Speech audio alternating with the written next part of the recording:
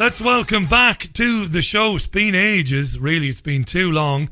An old friend of mine, a terrific journalist, broadcaster, musician and activist. Check him out at windowsontheworld.net. His weekly programme, can be heard on Sundays at 9:30 on fabradiointernational.com. Check it out. If I'm wrong about that, he will correct me, but I'm sure it is because I listen in on Sundays. He's going to be appearing this weekend at the Glastonbury Festival. He'll be talking there along with one or two other people that we know very well too. Let's welcome back to the programme Mark Windows. Mark, welcome back. Hello, Richie. That sounds a lot better. It sounded like you're at the CERN tunnel or something there in Switzerland. Well, yes, it's a rather ancient computer that I'm actually putting a slideshow onto. When you came through on there, I've got 3 different devices going here. Do you know what's amazing?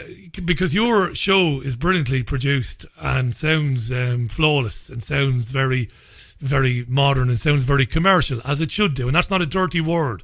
If independent media is going to succeed, the production values have got to mirror those of mainstream media, and you do that. Yet your listeners and listeners to the independent media, if they only knew the struggles to get these shows on the air that we have, maybe they might be a bit more impressed than they already are. How exciting it is.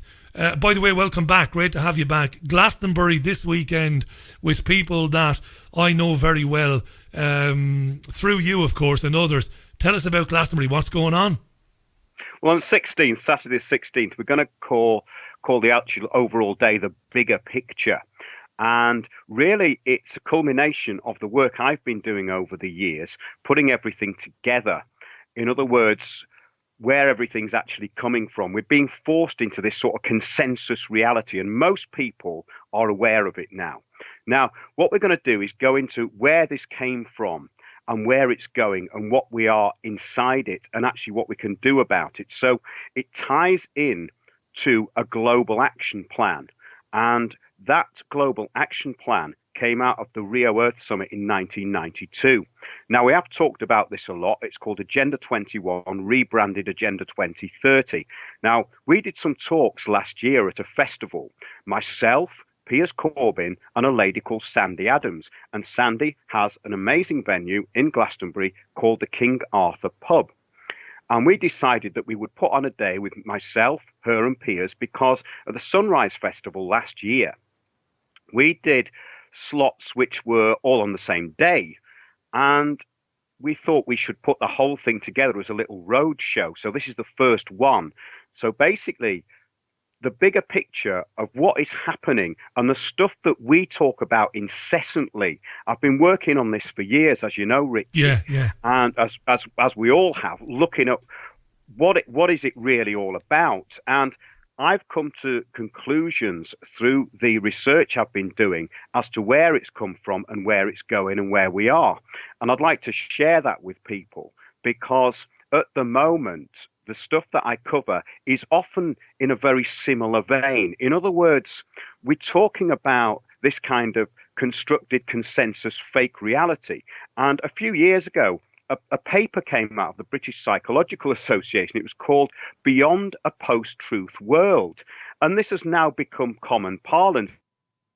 In other words, when we look at the unelected media, which is what it is, what we're getting is this controlled narrative. And we don't seem to have any access to any reality. And this has gone through every level of society. So it doesn't matter who you interact with.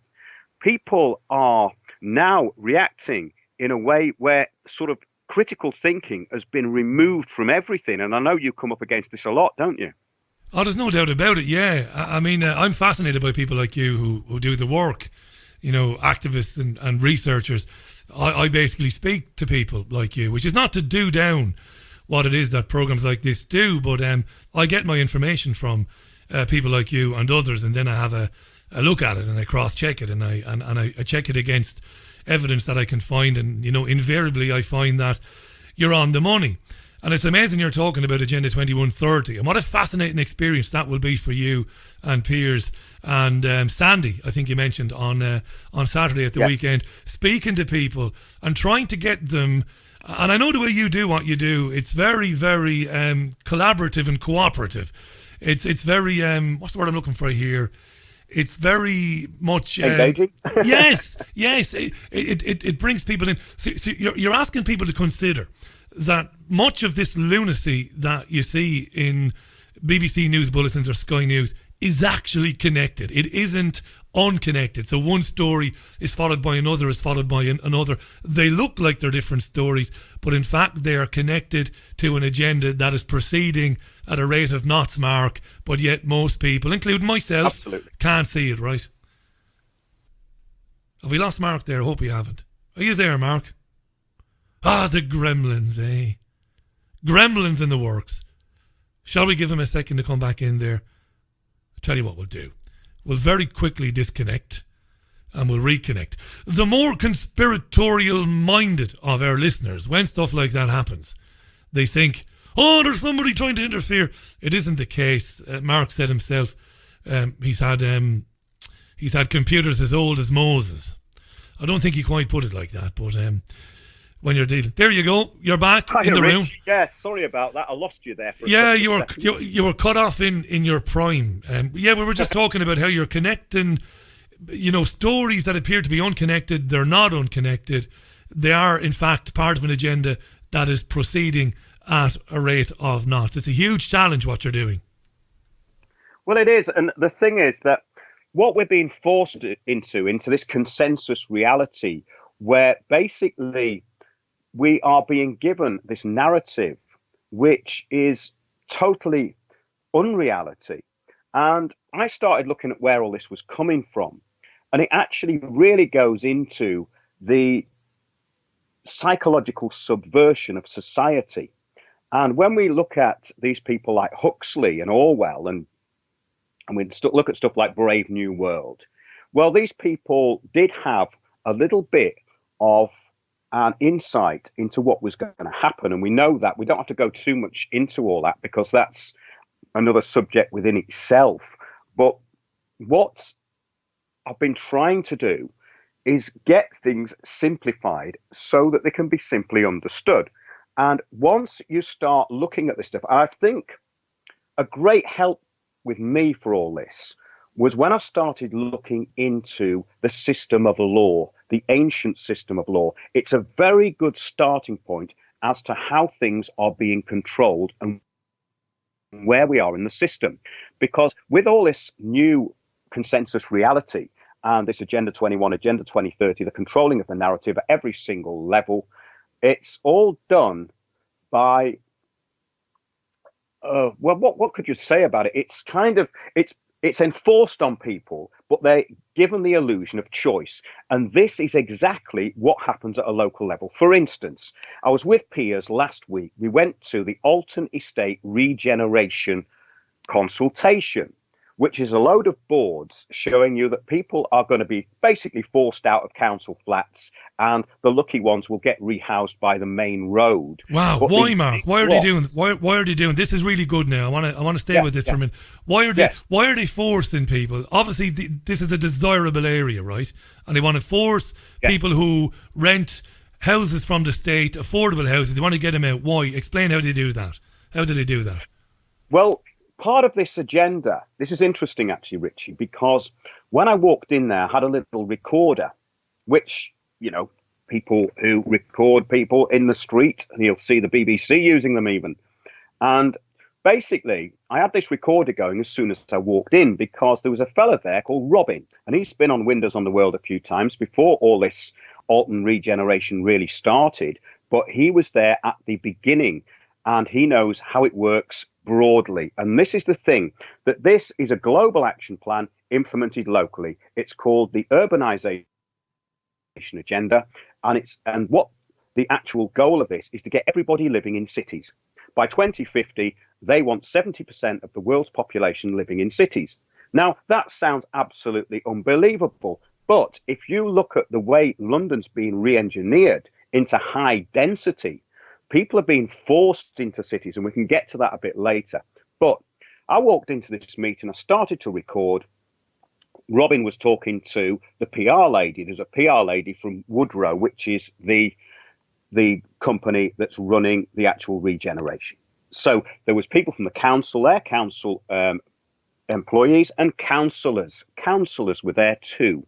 So you had these three groups in the room, and the public were wandering through, being showed these boards of what they were going to get. It all looks very kind of, well, uniform. You know what all this stuff looks like, glass and concrete. Horrible, with cartoon type roads. In other words, they don't look real because they're not going to be there for long because they're going to close all the roads. And this is all a big part of that agenda, the urbanization agenda.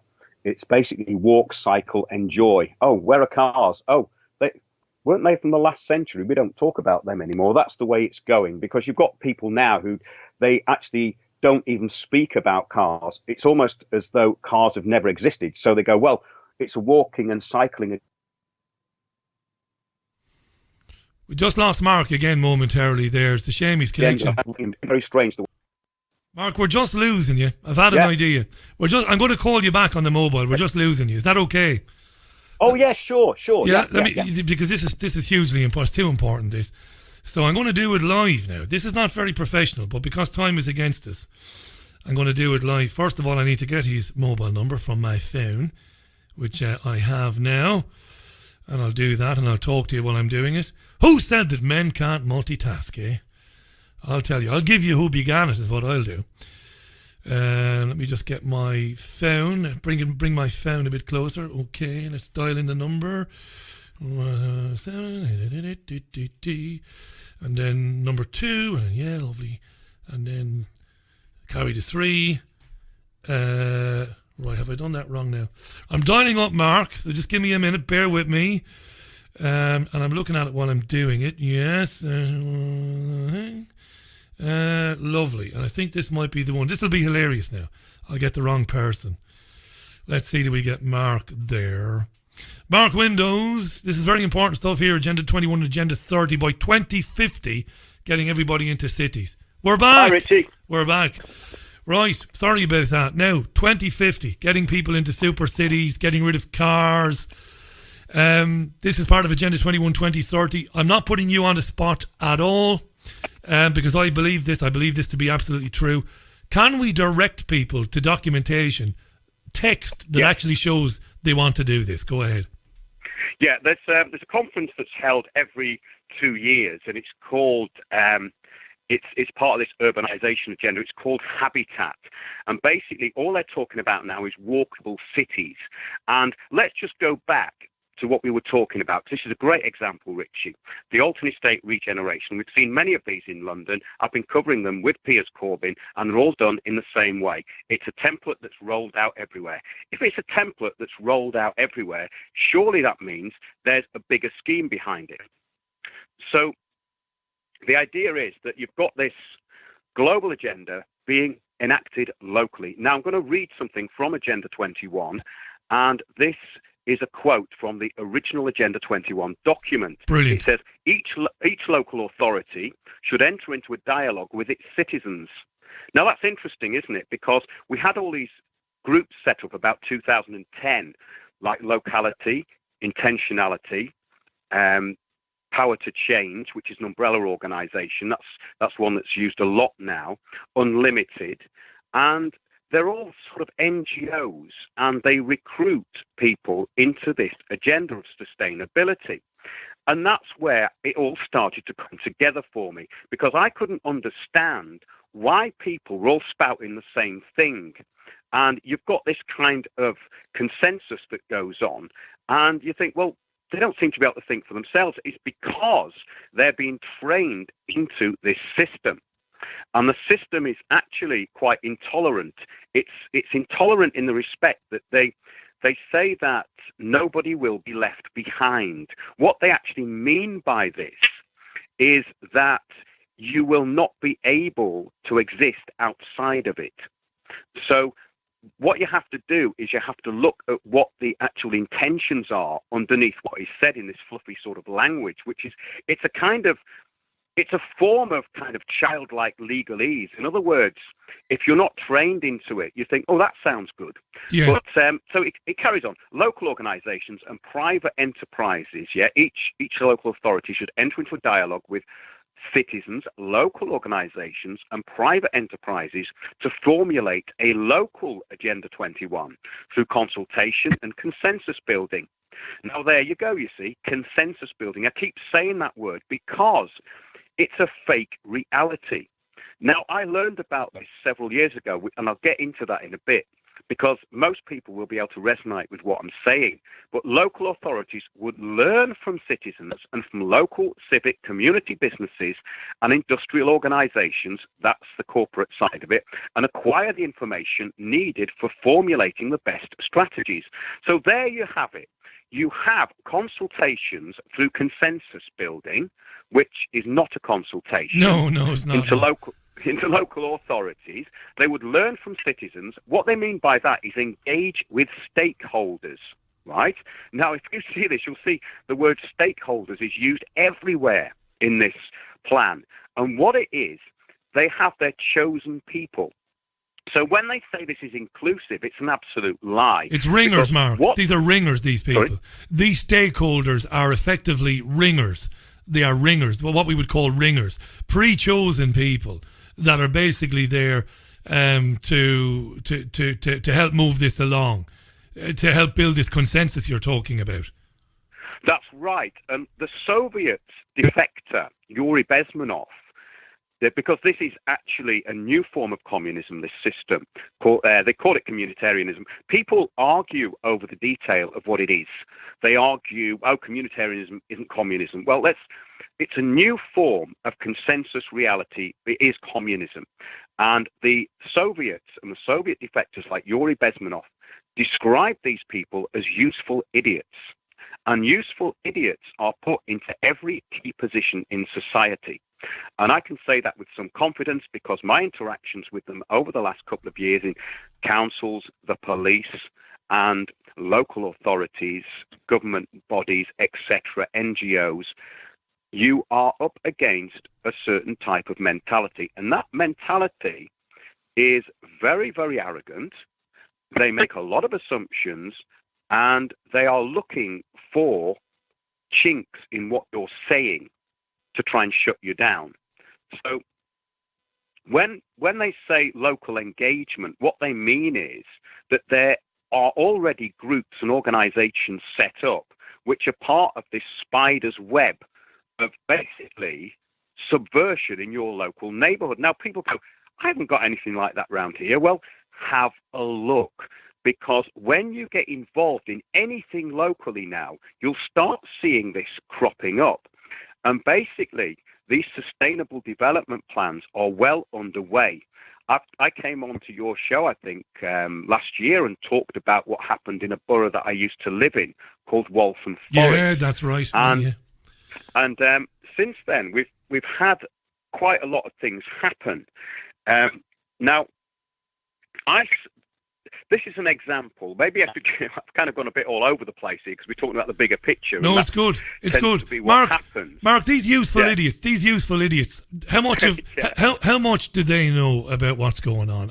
Are they just your typical need to know basis front people that they actually don't understand where it's leading, or do they?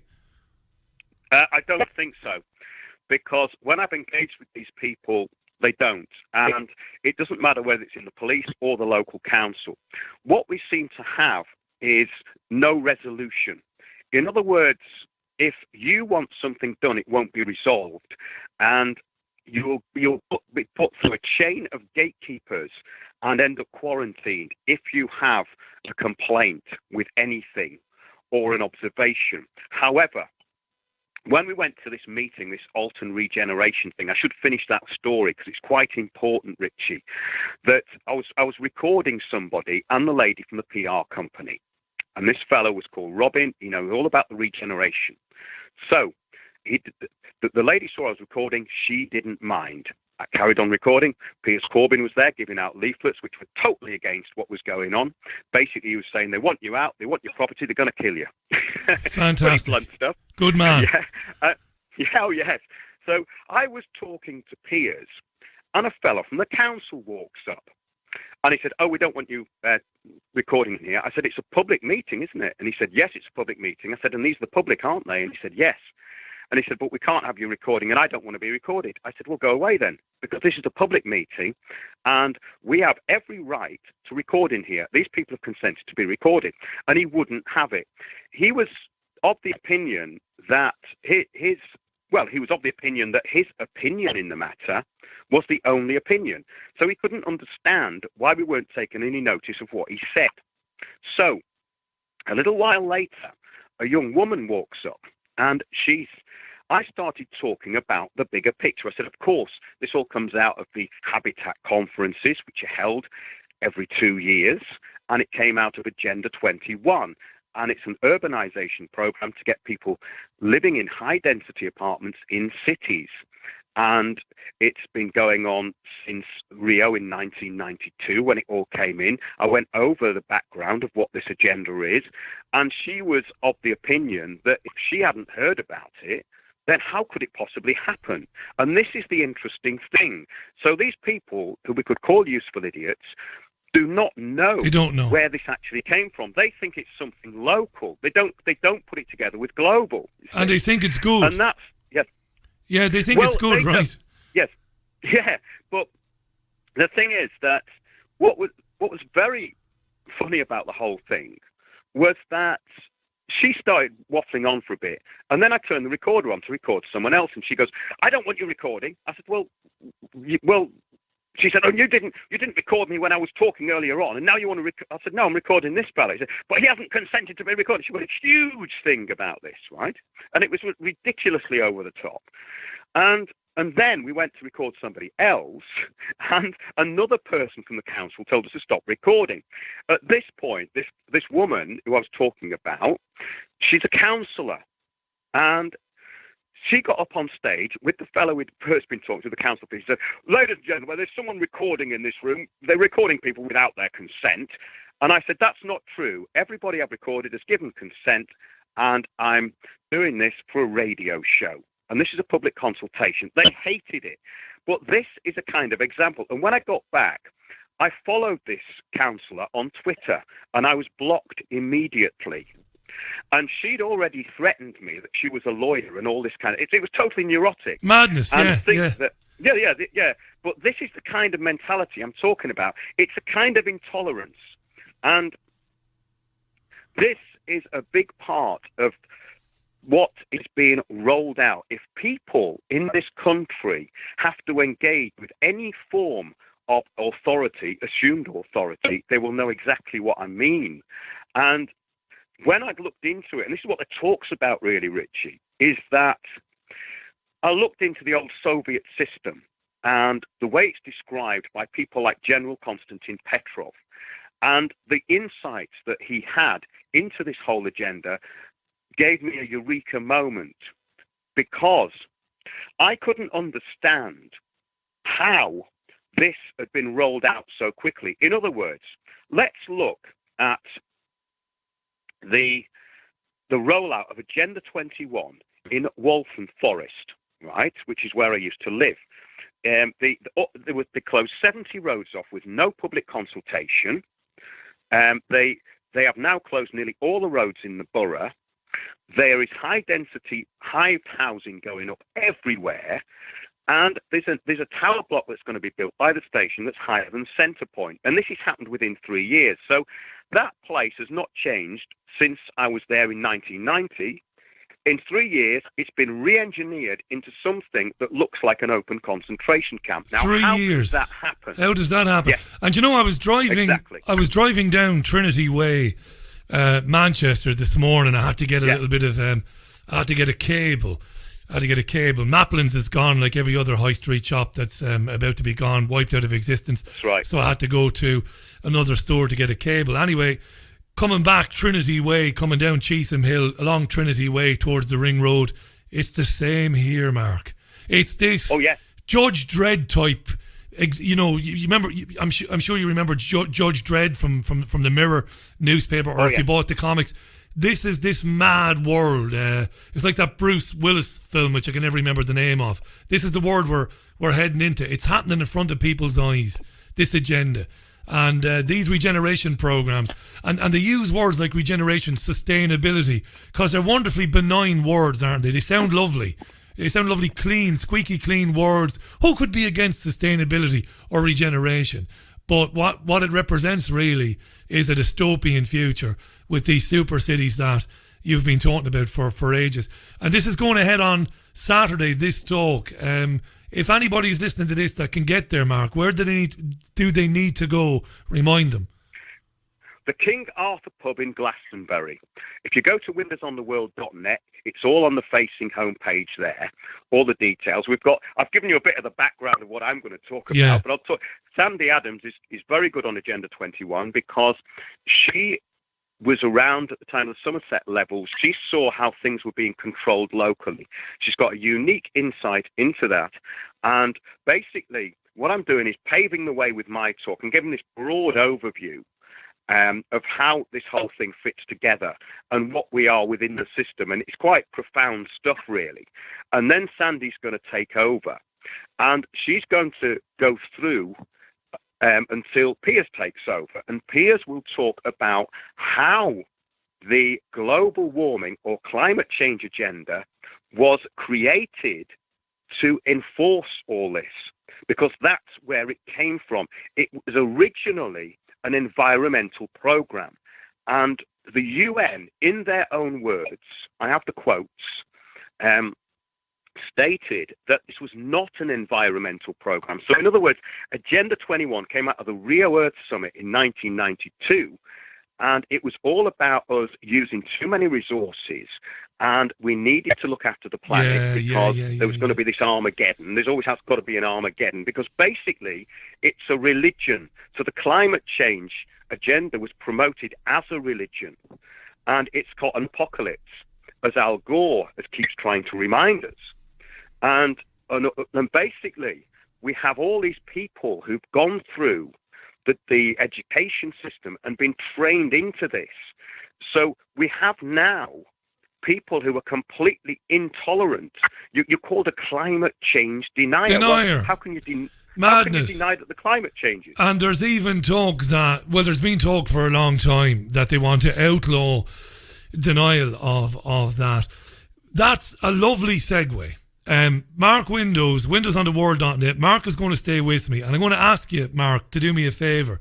Sometime next month, at a time that suits you, let's do a full show on the origins of the idea, the genesis of Agenda 21, right up today, when we can do it properly. It's been a brilliant introduction to it today to a lot of our listeners.